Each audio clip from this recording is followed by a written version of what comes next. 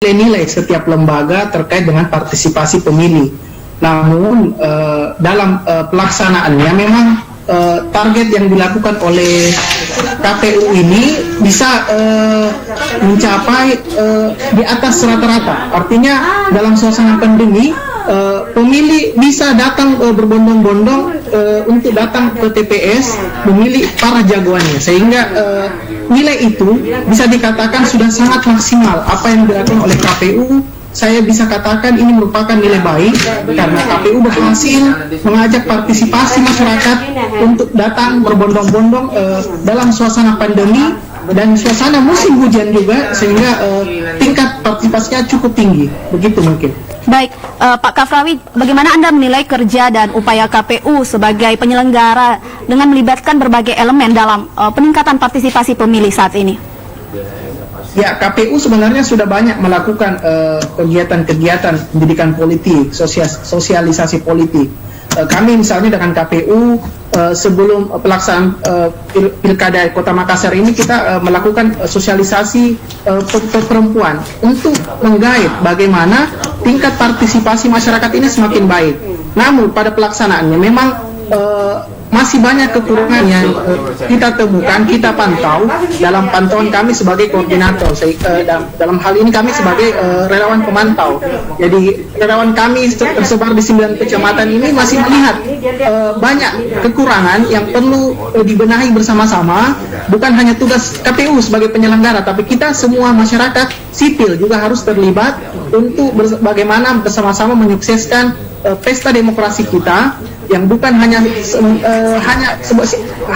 sekedar pemilihan kepala daerah, namun ini merupakan bagian dari bagaimana kita 5 tahun ke depan, sehingga perlu kesungguhan, perlu proses-proses yang harus semakin baik dari tahun ke tahun. Begitu. Ya, Pak. Nah, kalau kita melihat keterlibatan kalangan kaum milenial Pilkada tahun 2020 kali ini cukup besar. Kira-kira apa faktor yang paling mempengaruhi?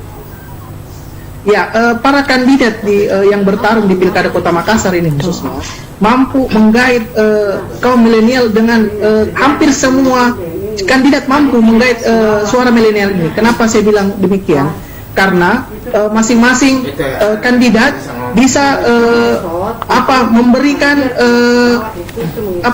penerawangan bahwa akan mampu menggait pemilih pemula ini atau pemilih milenial ini bisa mencapai sampai di atas 500.000 suara. Wah, ini merupakan upaya yang dilakukan para kandidat, sehingga para kelompok milenial ini tahu bahwa kandidat jagoannya ini memiliki visi misi serta program yang membuatnya bisa memiliki keterwakilannya nanti ketika menjadi kepala daerah. Begitu. Terkait dengan program yang tadi Bapak sebutkan, kalau program-program yang ditawarkan para calon pemilih kepada pemilih milenial, apakah cukup menjadi daya tarik untuk menyalurkan hak pilih dari kaum milenial ini, Pak? Ya, para milenial percaya dengan adanya program yang dilakukan oleh para kandidat ini. Di antaranya misalnya peningkatan UMKM. Semua kandidat membicarakan hal ini, sehingga kaum muda yang dalam hal ini banyak berperan di sektor UMKM, usaha mikro, merasa terpanggil sehingga mau memilih kandidat yang dijagokan ini, bahwa saya memiliki keterwakilan suara di sini, sehingga program ini yang disebar melalui media sosial atau media cetak didengar oleh pemuda atau kaum milenial, sehingga mereka mau memilih para kandidatnya di hari pemilihan ini. Nah, Pak, mengenai seberapa besar pengaruh calon kepala daerah yang berusia muda yang maju bertarung di Pilkada, apakah ini bisa meningkatkan partisipasi dari kaum milenial?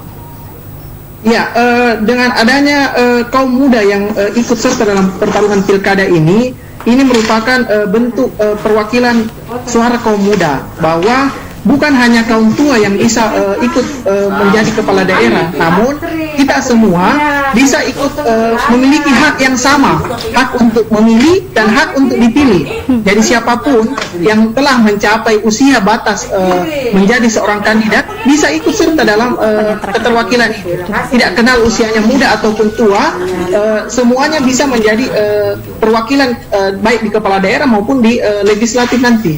Itu jadi ini merupakan gambaran pilkada Kota Makassar ini terutama ini bisa dibilang banyak kaum mudanya, kelompok mudanya, keterwakilan muda, sehingga ini bisa menjadi proses yang baik untuk pelaksanaan demokrasi kita, bahwa semua orang bisa memiliki hak yang sama dalam menjadi seorang kepala daerah. Begitu.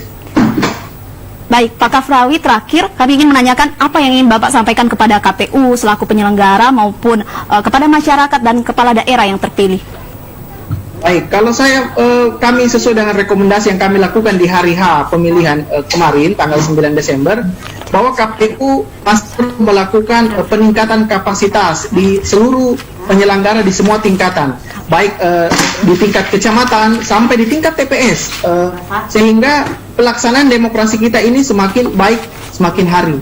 Kemudian untuk kepala daerah yang terpilih, mari kita sama-sama menghormati proses demokrasi yang walaupun belum diumumkan secara resmi oleh KPU di Kota Makassar terutama misalnya, namun proses ini yang harus kita hormati, kita rangkul kembali semua perbedaan-perbedaan antara para kandidat yang lain, begitu juga dengan masa-masa atau kelompok masyarakat yang lain, bahwa kita ini semua warga Makassar mau kembali membangun Makassar yang sebelumnya kita tidak memiliki wali kota, namun pada kesempatan ini kita sudah memiliki wali kota secara de facto, walaupun secara resmi KPU belum mengumumkannya dengan hasil perhitungan oleh KPU Kota Makassar. Begitu. Ya, baik Pak Kafrawi, terima kasih atas informasinya.